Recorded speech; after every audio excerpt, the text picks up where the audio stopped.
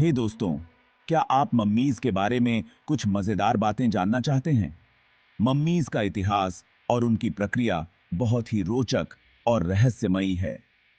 तो चलिए, आज इन रहस्यमयी मम्मीज की दुनिया में एक साथ घुसते हैं। प्राचीन मिस्र की सभ्यता में मम्मीज का एक महत्वपूर्ण स्थान था। पहली बात, मम्मी बनाना कोई आसान काम नहीं था। यह एक जटिल और समय लेने वाली प्रक्रिया थी। इसमें तकरीबन 70 दिन लग जाते थे। क्यों मम्मी बनाते थे? क्योंकि मिस्र के लोग मानते थे कि आत्मा मम्मी में वापस आ सकती है और उसे अगले जीवन में भी शरीर की आवश्यकता होती है। मिस्र के लोग मानते थे कि आत्मा मम्मी में वापस आ सकती है। वे यह भी मानते थे कि आत्मा को अगले जीवन में भी शरीर की आवश्यकता होती है। तीसरा तथ्य थोड़ा अजीब है। मम्मी को सुरक्षित रखने के लिए मिस्रवासी शरीर के अंदर के अंगों को निकालकर अलग अलग जारों में रख देते थे। मम्मी को सुरक्षित रखने के लिए मिस्रवासी शरीर के अंदर के अंगों को निकालकर अलग अलग जारों में रख देते थे। इन जारों को कैनोपिक जार कहा जाता था और हर जार का एक विशेष देवता होता था जो उस अंग की रक्षा करता था। मम्मी बनाने में नैट्रन नाम का एक खास नमक इस्तेमाल होता था जो शरीर की नमी सोख लेता था। यह नमक शरीर को सूखा और संरक्षित रखने में मदद करता था। जो शरीर की नमी सोख लेता था।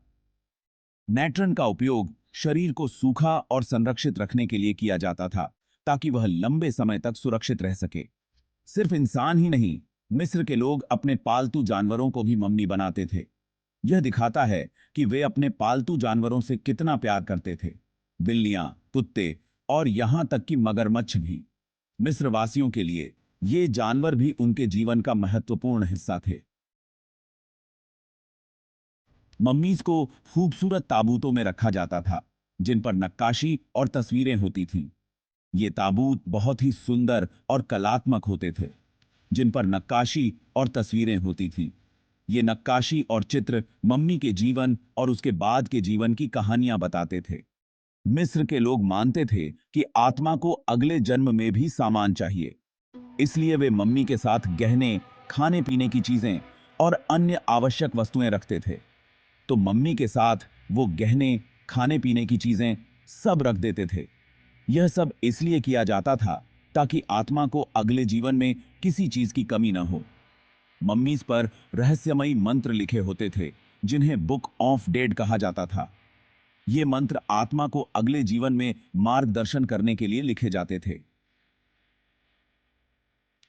इन्हें बुक ऑफ डेड कहा जाता था। यह एक महत्वपूर्ण धार्मिक ग्रंथ था जो आत्मा को अगले जीवन में सुरक्षित मार्गदर्शन प्रदान करता था। अब यह सुनकर थोड़ा डर लग रहा है ना? मम्मीज के बाल और नाखून भी काटकर रखे जाते थे। यह भी एक महत्वपूर्ण प्रक्रिया का हिस्सा था। मम्मीज के बाल और नाखून भी काट कर रखे जाते थे। उनका मानना था कि इससे जिंदगी और मौत का बैलेंस बना रहता है। उनका मानना था कि इससे जिंदगी और मौत का बैलेंस बना रहता है। यह भी एक धार्मिक और सांस्कृतिक विश्वास का हिस्सा था। आजकल वैज्ञानिक मम्मीज को स्टडी करके प्राचीन मिस्र की सभ्यता और दवाइयों के बारे में बहुत कुछ सीख रहे हैं। मम्मीज के अध्ययन से हमें प्राचीन मिस्र की चिकित्सा पद्धतियों और उनके जीवन के बारे में महत्वपूर्ण जानकारी मिलती है। आशा है आपको ये बातें मजेदार लगी होंगी। मम्मीज के बारे में जानना हमेशा ही रोमांचक होता है। ऐसे ही और मजेदार तथ्यों के लिए हमारे चैनल को सब्सक्राइब जरूर करें। धन्यवाद। हमें आपके साथ और भी रोचक जानकारियां साझा करने में